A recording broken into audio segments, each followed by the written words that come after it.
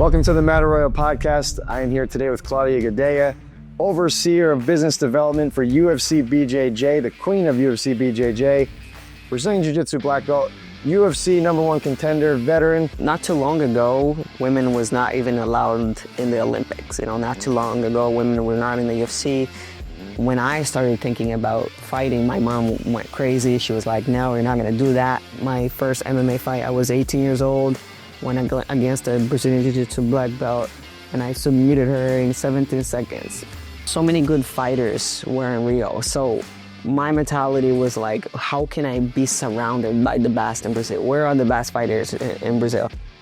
When you are only chasing the wins, I feel like you waste time focusing on what do you need to do to never lose, right? And you will lose, but this is part of the learning process. At 32, I was like completely, like my mind didn't want to do it anymore. I was like, this is way too much. I don't want to do it anymore. I am done. Claudia, tell me, where did this all begin, right? Why jiu-jitsu? How did this become about? Yeah, so I grew up in a small town in the northeast of Brazil. I watched my mom struggling to raise 5 kids. And when I looked at that, I was like, excuse me my language, but I said, fuck that. I'm going to be the one changing the path of this trajectory of my family. And I started training capoeira on the streets. And I heard of fighters coming out of my hometown and being successful in life. And I decided to follow that path. Not too long ago, women was not even allowed in the Olympics. Not too long ago, women were not in the UFC. When I started thinking about fighting, my mom went crazy. She was like, no, you're not going to do that. And she was totally against it. My family didn't support me with that idea. But where I'm from, when we talk about poverty in Brazil, it's way different than poverty in the US. Yeah. And there was no other opportunities for me to do anything with my life. Especially with the way I was thinking of changing my life, I had to do something extreme. So then, I had a big argument with my mom, left her at 15 years old. I hitchhiked in the highway, got a ride with this truck driver, and he drove me 5 hours away to Natal. And that's when my story began in Jiu-Jitsu, with the dream of, I knew that this path was going to take me somewhere, and there was no other opportunities for me. It was either that or I didn't know what I was going to do with my life. So very young, I decided to change my life, used jiu-jitsu as the vehicle and the tool to change my life, and I went all in very young. And you founded jiu-jitsu school at 15 when you got to that town? Yeah, that's where Gleison Tibau, who was training, and this is how he left that place and went to Rio and eventually made it to the UFC. So I was like, okay, I see the path, and I saw other fighters doing something, and I decided to follow that path. But we were talking about a time where women was not in the UFC. Yeah. So what were you thinking do you think it would eventually happen? And you'd be ready when that was the time? I knew it was going to happen. Like MMA is so badass, it's sexy, it's such a cool sport that I believed since day one that was going to happen. The idea, like in the beginning, I didn't fully understand where I was going to go, but I knew that if I kept taking massive action and doing things and being around the best people, I was going to make it eventually. So where did you get that work ethic, that mindset? Were you think you were just born that way, or did you watch? I watched my mom raising 5 kids, had an alcoholic father, and I watched my mom not giving up to make sure she was giving us good education, to make sure there was food in the house. It was always tight, but she was always making sure we had what we needed. Her #1 priority, even before food, was our education. And I watched her, working so hard and having a very strong work ethic. And, my grandmother also, I watched my grandmother coming back home from having a stroke in her 80s and trying to crawl on the walls to just not give up in life. I had such a strong women in my life, and I watched them doing very strong things, and I felt like I could do strong things as well. So then you get to this town and you find jiu-jitsu, and you obviously don't have any money. right? So how are you paying dues? And were you good at jiu-jitsu right away, or was it a process? I was good at jiu-jitsu right away. I was athletic already because I was doing capoeira on the streets, and I was always had a lot of energy, and I was always doing things on the streets. My mom worked all day from like 8 a.m. to 9 p.m. all day to raise 5 kids. My dad was drinking all day, so I was always on the streets, and I was athletic already. I have pictures of me with a six-pack at like 8 years old. That's awesome. But when I started training, I felt so much ecstasy in, using jiu-jitsu as a tool to excel, through all my traumas and experiences I was having in my life, the way I was raised. And I felt like I was home when I got inside the jiu-jitsu school, and I started taking girls down right away. I was very strong and athletic. I think that's what helped me. I wasn't like good at in the technique yet because it takes so much fucking time to learn it. But I was athletic, so that helped a lot. And I had to go work. And what I did was I started making sandwiches and selling on the beaches of Rio to be able to, leave my life and pay for my food. And also I needed to pay for competition because jiu-jitsu is not cheap. It's expensive, and I needed to afford that, investing in myself. So I sold sandwiches on the beach. I sold clothes. I did so many little things to be able to afford my life. And then how long did it take you to go from white to black belt? It took me I got my black belt at 21, so... 15 to 21? 6 years? Yeah, 6 years. That's insane. That's super fast. Most people get their black belt in around 8 to 10 years, so... Yeah. And you're obviously training all day, every day, and when you're not working. And then, okay, so you get your black belt, competing the whole time, because in Brazil, there's a tournament, like, every weekend. Yeah, that's what I was doing. So we could literally compete every week. I was competing every single weekend, and, like, I feel like one competition, like, one match is worth 10 training sessions. Easy, yeah. Like when you get back home from competition, you get so much better because there's so many little things that you make mistakes in competition that when you go back to training, you just like, what you did right or wrong. And if you don't, you're going to spend the time understanding what you need to do to get better. And I feel like, with jiu-jitsu kind of changes the structure of the brain. It teaches you how to think deeper. It teaches you to be strategic. But I think the main thing, like for me, I'm a winner in life. You are a winner in life, right? Like for us, it's not about chasing the wins. It's mostly about not accepting to lose. Like I do not accept to lose. Therefore, I will spend the time understanding what I need to do to get better. In anything in my life, I do not accept to fail. I do not accept to lose. That's a mentality. Everybody wants to win. Everybody wants to be a winner. But when you are only chasing the wins, I feel like you waste time focusing on what do you need to do to never lose, right? And you will lose, but this is part of the learning process. So during your 6 years of training to get to black belt, were you training wrestling and striking as well, like for MMA, or were you just thinking jiu-jitsu? Yeah, so when I turned 18 years old, I saved money to go to Rio de Janeiro because that's where the best fighters in Brazil were. So Jose Aldo was there. He was not even fighting for WC yet. Renan Barão was there. Jacir Formiga. So many good fighters were in Rio. So my mentality was like, how can I be surrounded by the best in Brazil? Where are the best fighters in Brazil? And that's when I went to André Pederneiras gym. I saved the money. That's where they train their striking at? They trained everything in, oh my God. In Rio.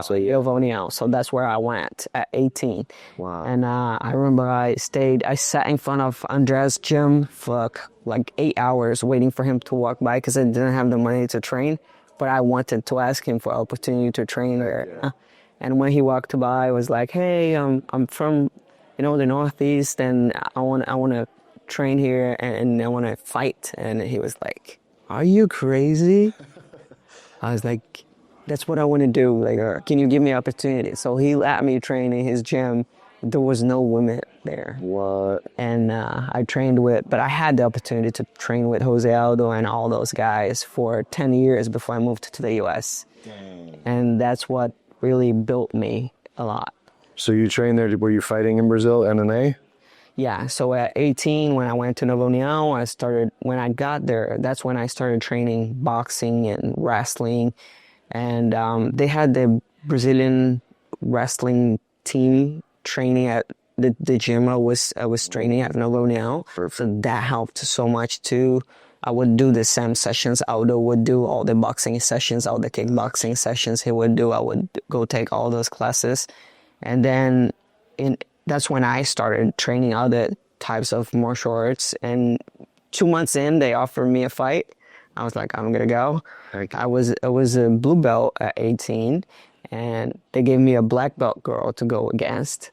So it was like, damn, okay, I'll take it. So if I let my fears stop me there, I could have lost that opportunity at 18, So my first MMA fight, I was 18 years old, went against a Brazilian Jiu-Jitsu black belt, and I submitted her in 17 seconds. Wow. So then I was like, I was hooked to the feeling. I was hooked to the vision I have for my life. And that was the beginning of everything for me. What was the submission? Armbar. You armbarred. I jab, cross, double leg, and I went to reversed armbar to the other arm on the other side. It's crazy in 17 seconds. Dang. That's amazing. So you fight in Brazil, you get a few fights in your belt. When does UFC come calling? Yeah, so I made it to Invicta first. Invicta first. Yeah, I was about... Right, because there was no women in UFC yet. So Invicta started hiring women to compete in MMA, and that was like very good for me because I didn't know when we were going to make it to the UFC. And I remember Invicta were paying me because I was ranked the #1 contender in the strawweight division in the world. Wow. Even like before we made it to the UFC. And when I came in, it was me, Carlos Parza, Rose Namajunas, all Joanna, all these girls we were fighting for in Invicta. And I got there, I was 9-0, so made all the way to 9-0.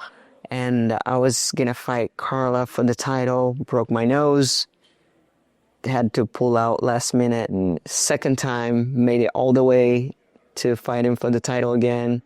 And I got a food poisoning right before the fight, left the hotel in an ambulance. Oh, no. And then I was like, damn, like every time I hit, the time to be the champion, something happens.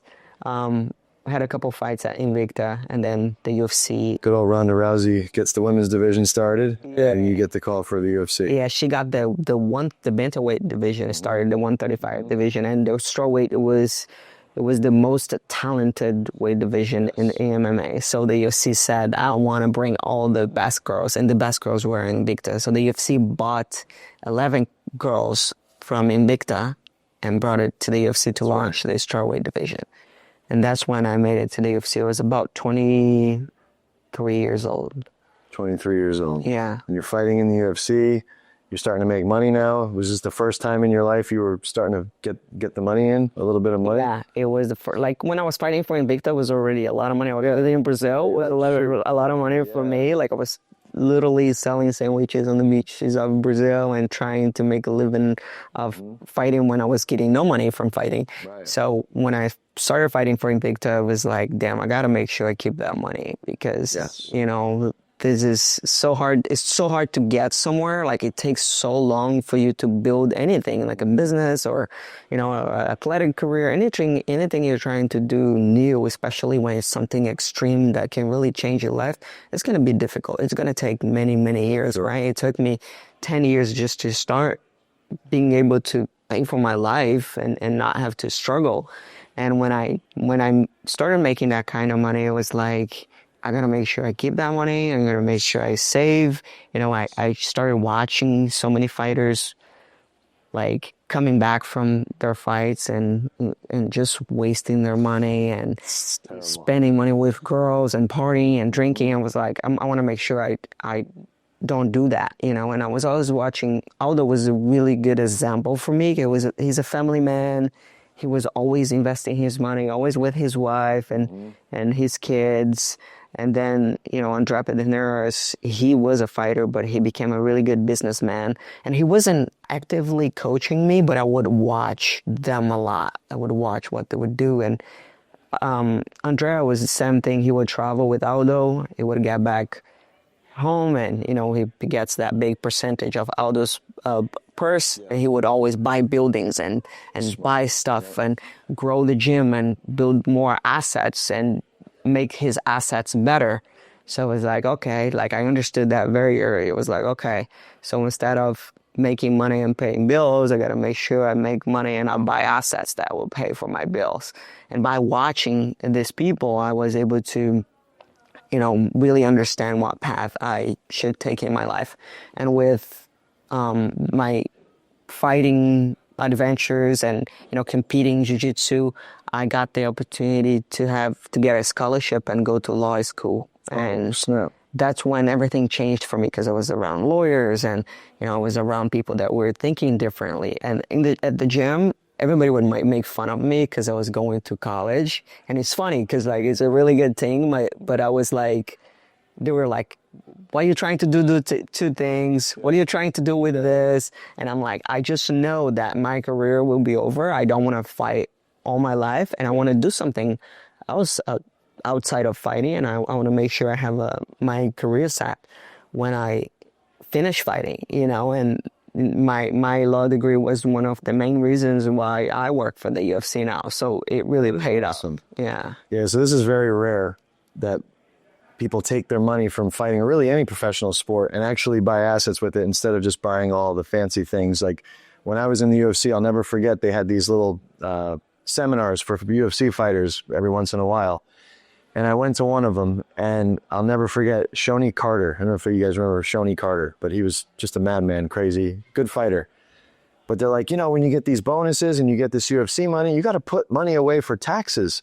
And he's like, wait, you guys don't take that out automatically? And I was just like, oh my gosh. Like, and everybody in there was like kind of in the same boat. They're like, it was all like, I can't believe I have to take money for taxes and my own investments in my own life. Like, they thought that was just done for them. So this is very rare, right? Like, a lot of the UFC fighters don't do that. Mm-hmm. So you took all the money that you made in UFC and you actually put it into assets, right? I mean, yes. So what did you invest in? So I started investing in real estate. I started putting, this is funny, I started putting 100 reals, Brazilian money, away like at 18. It was like, I have no money, but I understand compound interest, and I gotta put some put money aside. And, you know, I went to the bank. I was like, what is something I can do here where I can put this money aside? And they showed me, like, we call in Brazil previdência privada. It's like something with insurance inside. And a financial product with insurance inside. And I was like, okay, just do that, you know. And that, from 18 to my age now, 36, built up to 700,000 reals of compound interest. Wow. And when later in life I started putting more than 100 reals in there, but like, which is $150,000, right? Yeah. From 18 years old to now. So I was like, okay, I understand this very well, and I want to make sure, you know, when I have money from real estate, because I really wanted to invest in real estate, and I read books about, like, okay, 90% of self-made millionaires make their first million in real estate, go to real estate. So I went and started investing in real estate. Before buying myself a house, I got an Airbnb property in Rio. And then when I moved to the US, I started expanding, got all the way up to 9 properties in Airbnb. And heck yeah. all, like, my Airbnb business started paying for my lifestyle. And then I would get money out of that and put in the stock market as well. And this is how I built my freedom to be able to choose what I want to do with my life after retiring from an athletic career.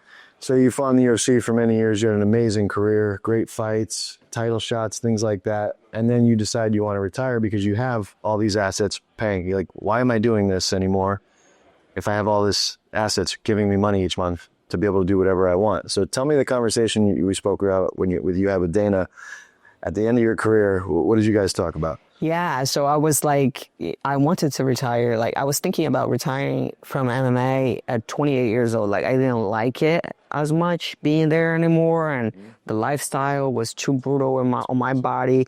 Like, when we started training, there was no such a thing as recovery. I didn't even know what recovery was. You just go. Training for a fight was like beating the shit out of each other and seeing what happens, right? There was no program to follow or anything. So my body was beat up by 28. You're training with mostly men, right? Like until later, a lot more women came in. But Yeah, like the last 4 years of my career, I trained with women, but before that it was only men and getting beat up by the guys too.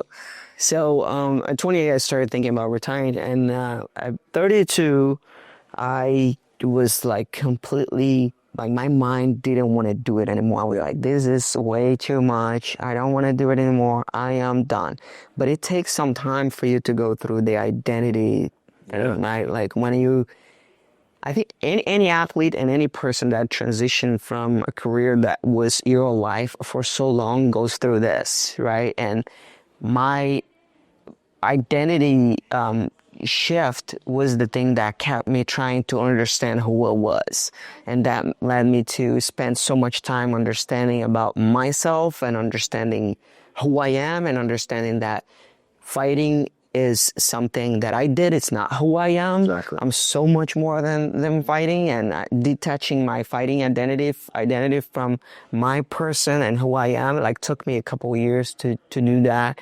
But then at 32, I had a really bad concussion, and I had to sit back with myself for about 10 months. And that's when I made the decision. I was like, I don't need it. Right? Because a lot of fighters want to transition, but they need it. So With the money. I don't need it. My identity, I am okay with who I am. Fighting is not who I am. It's just something I've done in my life, right? So now, it's time to transition and do something else. And I always tell people, like, yeah, there's something really good with following your passion, but there's something even better with doing things that will make you financially stable, because then you can take that and go do anything you want with your life, and that's the hardest part, I feel like. So I got to that point, and then I was like, okay, I want somebody very smart that I can talk to that can just understand where I am and will not pull me back in, because my team was like, no, you still have time to fight. Like, you're right there to fight for the title again. Like, don't retire now. Like, my doctor, my coaches were all like totally against me retiring. So I went and I said, Dana, can I go talk to you? And he said, yes, come over. So I went to Dana's office and I was like, listen, I don't want to fight anymore. I don't like this thing anymore. I don't need it. I want to transition and do other things with my life. And he was like, so hyped about it. He was like, fuck yeah. Like, you don't need this. You don't need to prove anything to anyone. You fought the best in the game. You were the #1 contender for so long. You coached the Ultimate Fighter. You fought for the title. Like, fuck this shit. Like, I don't want you getting hit in your head. Like, and then he looks at me, he goes, and you were a pretty woman. Like, a lot of pretty women don't want to work. And look at your drive, your work ethic. You can literally do anything you want. Yep. And I was like, and then I asked him, what do you think I can do? And then he said, just come work here. You're not going to go anywhere. Oh my gosh. And then I said, but what am I going to do? He said, you do whatever you want. But how about starting to help these fighters with, paying their taxes and their finances and life stuff? I was like, okay. So I went and spent a year working in the UFC Performance Institute in the athlete development department. Okay. And when I was doing that, I was also helping the jiu-jitsu strategy in the UFC, and I got them to change the way they looked at jiu-jitsu. How did that come about? So you're in there helping fighters, right? And pay your taxes, put money away, invest in assets, don't just buy things. Where did the jiu-jitsu come in? So how did that transition? So I built a employee wellness program in the UFC because I wanted the employees to train. Like, I would, go work out all the time in the morning at 5 a.m. and then lunch break again, and I would go train jiu-jitsu at night, and I would watch people just like going through the motions and not really working out. So I built an employee wellness program there, and I had a jiu-jitsu class that I taught. Nice. And Steven Techi was running the jiu-jitsu strategy for the UFC. and he's the vice president of the UFC Fight Pass, and he was coming to my class, and he was like, I never tried this, but I guess this is, my opportunity. So he started training jiu-jitsu, and he lost 40 pounds. Yeah, changed his life, right? Got promoted at his job. It completely changed his life. And then he started understanding the power of jiu-jitsu, and that's when we started spending a lot of time trying to understand how to make jiu-jitsu successful, and using the UFC as the platform to make jiu-jitsu successful. He saw how jiu-jitsu changed his life, how it changed my life, your life, the life of so many people we know. And we really think, I wanted to be in the business that changes people's lives, and finances does it. I'm passionate about finances and investing, and jiu-jitsu is another tool that changes people's lives. So that's why I give myself the split between, my businesses and the UFC, because I want to make sure we use the UFC platform to change more people's lives through jiu-jitsu. So Stephen Tessie starts training. You guys are getting together talking about jiu-jitsu, and then the birth of UFC Fight Pass Invitational. How did that come about? So when I came in, they had four events already. I came in on event number 4, actually. I came in as a judge, and when I went there, because Stephen understood that jiu-jitsu was a business model that would bring subscribers to the UFC Fight Pass platform, and that's his job. Like, his job is to make sure the UFC Fight Pass platform is a successful business. So he was like, okay, jiu-jitsu is something that retain a lot of people. The fans are loyal. We want to bring jiu-jitsu here. And he created the event, and the idea was to bring MMA fighters to compete jiu-jitsu, which is a really cool idea, No leg locks, I remember, because, they want them to be messed up for their fights. Yeah, but, there was a good idea. I liked it a lot. But then I felt like the jiu-jitsu world needed that attention. The jiu-jitsu world needed that love and care. And then I went back to, dreaming about changing my life through jiu-jitsu, and it wasn't possible. I had to go fight MMA because there was no career to build in jiu-jitsu. So then I started kind of thinking, how do we use the UFC business model of building stars into the jiu-jitsu world to make sure we build stars for jiu-jitsu, and we make sure these athletes are getting paid, and we make sure we change the trajectory of jiu-jitsu, and we know that other organizations are trying to do the same thing, and we're not against it. This is not a monopoly. Right. We want everybody to win. The more people learn about jiu-jitsu, the more people will train jiu-jitsu, and the more lives will get changed through jiu-jitsu. So that's our main philosophy, is the vision of where jiu-jitsu will take people's lives. Especially, I feel like jiu-jitsu is the old school karate. Kids nowadays, they do jiu-jitsu, not karate anymore, right? But the whole thing is with us is we reach about 200 million homes every week with the UFC. We reach about 1 billion people with the Hollywood style of production in MMA that the UFC has the power to do. The UFC is such a strong machine that we don't want to monopolize jiu-jitsu, but we want to make sure we introduce jiu-jitsu to more people. Yep. And we also get, the main goal is to, hey, how about we get a percentage of this MMA fans, this combat sports fans that love watching jiu-jitsu, watching MMA for entertainment, to go train jiu-jitsu, because they can't just go train MMA for fun. I think the more we develop this business, the more MMA programs adapted to people that just want to learn MMA will be a thing. But it's very hard to make it happen. It's very hard to train MMA as a hobby and not get hurt. Right. When jiu-jitsu, you can do jiu-jitsu for the rest of your life. It's just like yoga, right? Mm-hmm. So we feel like, jiu-jitsu is the vehicle and the tool that can bridge that gap between the 1 billion people that are just watching MMA and the ones that can be converted to practicing martial arts through jiu-jitsu, so we can get their lives changed through jiu-jitsu. Yeah, and then you'll see some MMA fans. If you go to any UFC event, you see the MMA fans, some of them, the uneducated ones, get up off the ground and fight. Like, get up and fight. Like, they don't get what's going on the ground still. So you also educate the fans. Like, if you go to Japan and you watch like a one, whatever, or any one of those prides back in the day, it was quiet. Everyone was just, they knew what was going on the ground. And I think maybe America could be like that eventually. Yeah. Where they all know a little bit, so they're more respectful of it.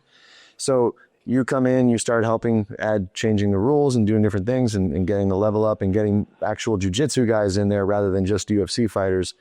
And then something happens. It shifts from UFC Fight Pass Invitational to UFC BJJ. What was the final straw that made Dana say, here's the checkbook, go make this crap happen. We're going to build this. When did that happen and how did that happen? Yeah, Dana, he's so excited about the whole jiu-jitsu thing in the UFC, and he really wants it to make it successful. And the main reason, it's not a money thing for him anymore. No, like he's a billionaire. He's got all the money he wants. It's really about the relationships for him now when it comes to sponsorships or anything he creates.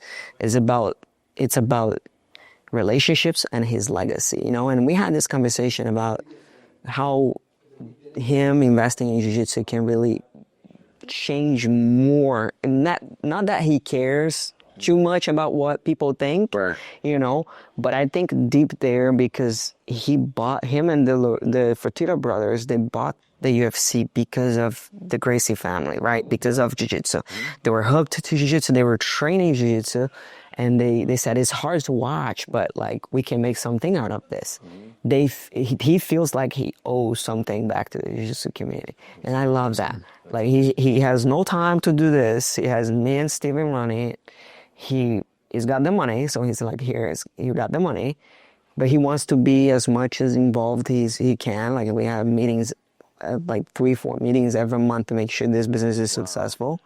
And he's like the brain behind making sure we are following the UFC blueprint of what it takes to make us, to build a sustainable business in combat sports. Because many have tried, many have failed. Yeah. Nobody have got to the level that he did. So we want to make sure we follow that business model and get people really hooked to jiu-jitsu and grow that community even more. I think you hit the nail on the head. Like, you got to create stars. Like, you got to care about who wins, right? Like the UFC, like Chuck Liddell back in the day, like we all wanted to see him knock somebody out. We knew who Chuck Liddell was, George St. Pierre, all these stars.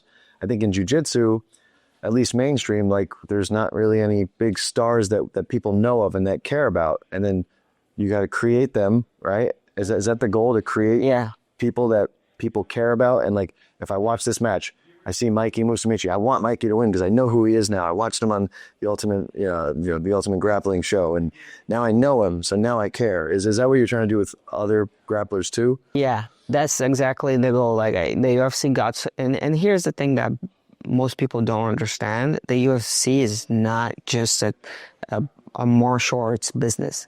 The UFC is a Hollywood-level production company. We know how to tell stories.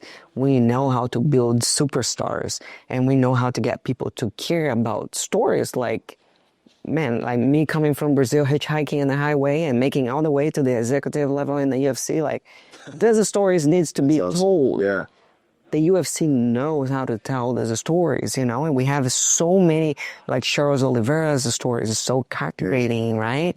And in Jiu-Jitsu, we have the same thing. Now the Tackett brothers are like amazing for us, great ambassadors, like great at Jiu-Jitsu. They well-spoken. They are really the people that we are investing a lot in now, because we know we have about 7 exclusive fighter jiu-jitsu competitors now, and they are the 2 that are the most active and are very enthusiastic about what we are doing, and we really want to invest in them. But we need to build them up, so we invest in sending them to the fights and making sure they're being shown on the TV, the big screen, and we make sure they are hanging out with UFC fighters, and we make sure they have full access to the UFC Performance Institute. we have the whole UFC marketing machine behind them now. Yeah. And if you look at Andrew Tackett, he had 20,000, 25,000 Instagram followers. He's reaching 100,000 now, close to 100,000 now in like That's amazing. 3 months. That's amazing. Just by the power of the UFC marketing machine. I like the Tackett brothers, but Andrew's he's your star. I'm telling you right now. Between just the way he looks, the way his style in grappling, how exciting that is, how he could finish people. We've had him at our gym for a seminar, and just the things that he could do physically as an athlete is, I've never seen anything like it. Like the way he can move and jump and flip, and I mean, it's insane. He's going to be a huge star for you guys for sure. Yeah. So you're at UFC BJJ 2 coming up in a couple weeks, July 31st. July 31st. And then you have another reality show coming shortly after that. Is that correct? We don't have a date yet for the next reality TV show. We're still like this Monday, we have a meeting with Dana to make sure what the strategy is moving forward.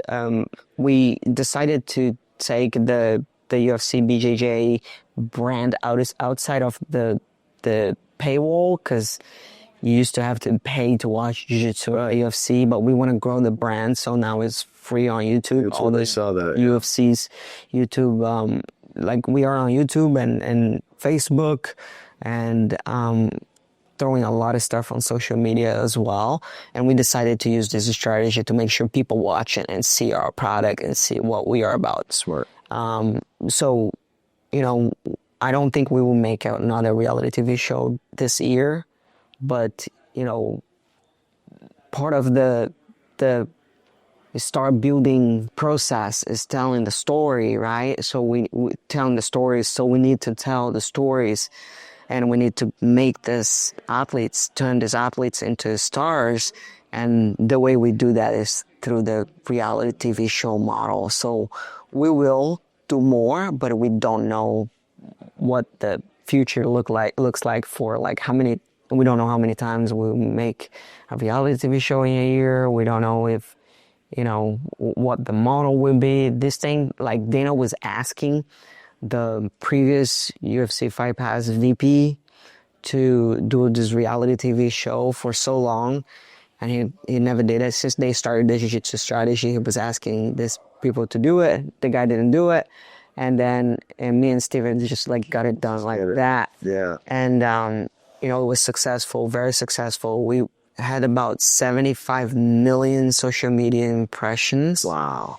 We had 100,000 concurrent people watching, and we had over 3 million viewers on YouTube across all the episodes. So it was very successful.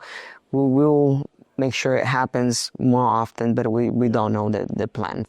Yeah. So we were talking earlier, if this was an actual option back when we were coming up, to just do professional jiu-jitsu and actually be able to get paid like a fighter or like a professional athlete, we both agree we wouldn't have taken the MMA route.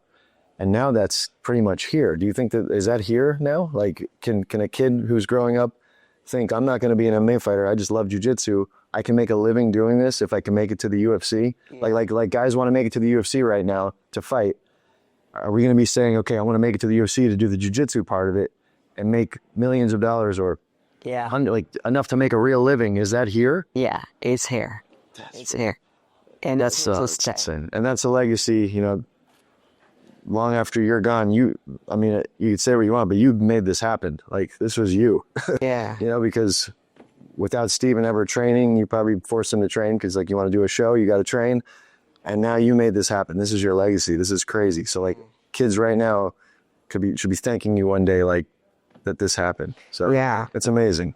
You know, like, that brings me memories, because like this is very emotional for me, because I remember sitting back home as a kid thinking about that dream, and I went full circle. Right now, I'm here leading the charge and the event that will give competitors the opportunity I didn't have. Yeah, you know, and we have competitors in competing for UFC BJJ now, making a lot of fucking money. Yeah, it's insane the amount of money some of the competitors are making, you know, but it's up to them also, right? Like how much you want to put into your marketing and make sure you use the UFC marketing machine to make yourself exciting, so people get to watch you and you get paid. But I can see jiu-jitsu competitors easily making 7 figures a year pretty soon. Oh my gosh, that's amazing. You're not going to get punched in the face. This is amazing. All right, well, thank you so much for joining us here.